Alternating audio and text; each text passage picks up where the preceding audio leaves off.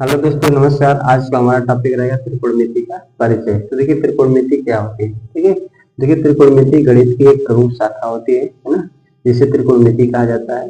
त्रिकोणमिति का शाब्दिक अर्थ होता है त्रिभुज की भुजाओं को नापना, है ना। जैसे कि त्रि मतलब क्या होता है, तीन, और कोण का मतलब यहाँ पे होता है कोण या भुजा।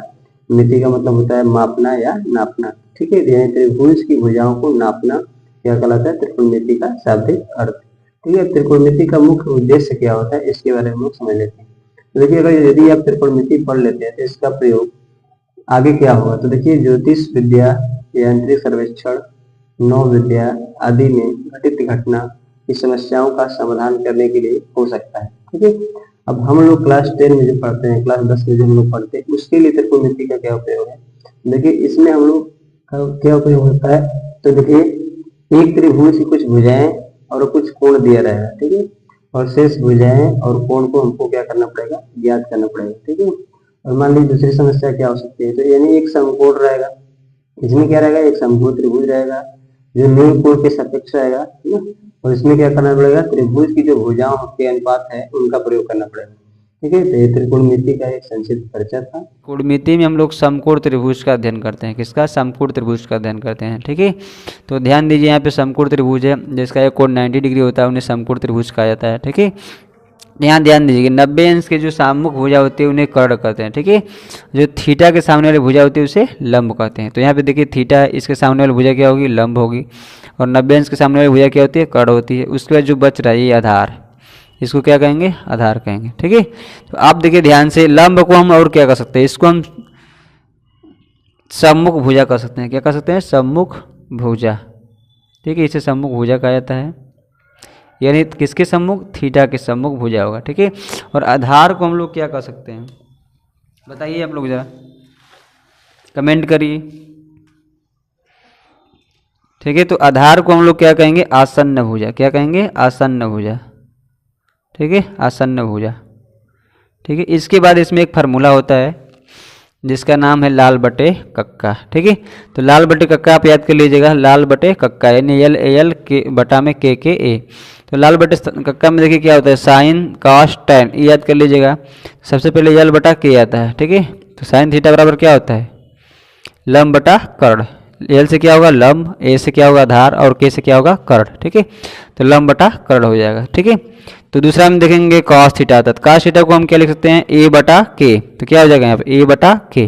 ठीक है, और तीसरा इसी तरह है यल बटा ए। तो यल बटा ए का मतलब क्या आ जाएगा, लंब बटा आधार। ठीक है, इसी तरह इधर देखिए क्या है, कोसेक थीटा। कोसेक थीटा को हम क्या कहेंगे, देखिए यहाँ पे कोसेक थीटा होता है तो यहाँ पे उल्टा हो जाएगा, के बटा यल हो जाएगा। क्या हो जाएगा, के बटा यल। आप 3 याद कर लीजिए, 3 उल्टा याद कर लीजिएगा, हो जाएगा। अगला आपका सेक थीटा। सेक थीटा बराबर देखिए ए बटा के, तो के बटा ए हो जाएगा। तो क्या हो जाएगा, के बटा ए कोसेक थीटा का। अब कॉट थीटा क्या हो जाएगा, यहाँ पर ए बटा यल हो जाएगा। क्या हो जाएगा, ए बटा यल। अब देखिए साइन थीटा का व्युत्क्रम क्या होता है, व्युत्क्रम का मतलब होता है उल्टा।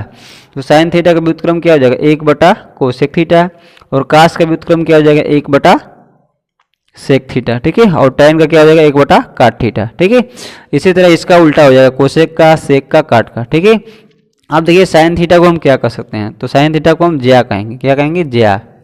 ठीक है, और कॉस थीटा को क्या कहेंगे, कुज्या कहेंगे। ठीक है, और अगला आपका टैन थीटा को क्या कहेंगे, स्पर्ज्या कहेंगे। ठीक है, क्या कहेंगे, स्पर्ज्या।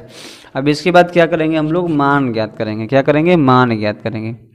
ठीक है, जैसे मान लीजिए अगर आपके पास एक सवाल हो जाएगा, तो साइन थीटा बराबर मान लीजिए दे दिया आपका 1/2, तो कास थीटा का मान ज्ञात कीजिए। ठीक है, इस पर एक सवाल हम सीखते हैं, समझ में आ जाएगा। देखिए साइन थीटा बराबर अभी बताया गया कि साइन थीटा बराबर क्या होता है, यल बटा के। तो आपको यहाँ पे देख लेना है। ठीक है, तो यल बराबर क्या हो जाएगा, आपका 1 हो जाएगा। ठीक है, यल बराबर क्या हो जाएगा, 1 हो जाएगा। और यहाँ पे यहाँ पे ए नहीं मालूम है। ठीक है, तो लंब बटा कर्ण होता है, तो के का मतलब क्या हो जाएगा, के बराबर क्या हो जाएगा, आपका 2 हो जाएगा। ठीक है, तो आपको मालूम होना चाहिए कि जब हम भी इसका प्रयोग करेंगे तो आपको एक फार्मूला होता है, कर्ण का वर्ग बराबर लंब का वर्ग प्लस आधार का वर्ग। ठीक है, जब तक हमको तीनों नहीं पता रहेगा तब तक हम साइन का टैन का मान नहीं निकाल सकते। ठीक है, इसमें कोई 2 दिया रहेगा तो आपको 1 निकालना पड़ेगा। ठीक है, तो ध्यान दीजिए यहाँ पे यल दे दिया है और के दे दिया, तो आपको 1 हो सकता है। ठीक है, तो यहाँ पे करेंगे 2 का वर्ग, यल कितना है, 1 का वर्ग, ए आपको ज्ञात करना है, ए स्क्वायर। ठीक है, 2 दूना के 4 और यहाँ पे क्या आ जाएगा 1 प्लस ए स्क्वायर। ठीक है, क्या आ जाएगा ए स्क्वायर। अब देखिए ए स्क्वायर बराबर क्या होगा 4 माइनस 1, यानी ए बराबर क्या आ जाएगा 4 में से गया 3।